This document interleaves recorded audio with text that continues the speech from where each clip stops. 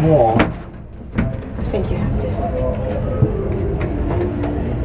Philosophy. Shed. The reason why certain people turn to philosophy, why I became a philosopher, was that since I was a little boy, I always felt that existence as such was weird. I mean, here we are. Isn't that odd? It's true. Thank you. Come in. What do you mean by odd? Well, it's what's different from even. I mean, what's odd stands out. What's even lies flat. But you can't see the outstanding without the flat background. Here's the thing standing out. It's odd. Each one of you is odd. Strange, unique, particular, different. How do we know what we mean by that? Except against the background of something even, that is not differentiated, like space. And so you get this philosophical itch. You begin to scratch your head and think about, why is that so? Well, after a while, you realize that's a meaningless question. Then you ask, how is it so? Well, that leads you into science and other investigations.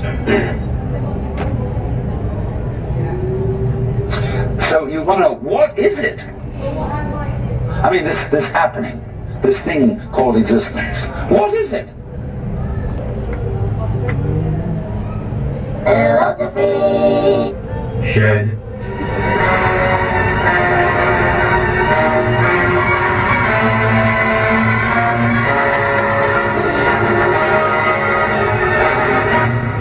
Heraclitus and Parmenides were pre-Socratic philosophers, which means they lived in Greece before the time of Socrates. Because philosophy only really took off after a guy named Socrates made it cool, those who came before him are often relegated to obscurity. Nevertheless, philosophy did exist before Socrates, and a lot of interesting thought went on about what is possibly the oldest branch of philosophy, metaphysics.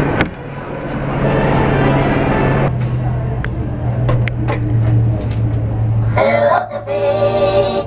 Shed. What do you desire? What makes you itch?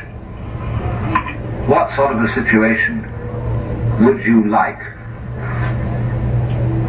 Let's suppose, I do this often in vocational guidance of students.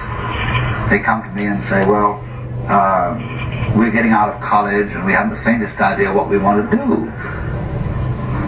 So I always ask the question, what would you like to do if money were no object? How would you really enjoy spending your life? Well, it's so amazing. As a result of our kind of educational system, crowds of students say, well, we'd like to be painters, we'd like to be poets, we'd like to be writers, but as everybody knows, you can't earn any money that way. Or another person says, well, I'd like to live an out-of-doors life and ride horses. I said, do you want to teach in a riding school? Let's go through with it. What do you want to do? When we finally got down to something which the individual says he really wants to do, I will say to him, you do that. And forget the money. Because if you say that getting the money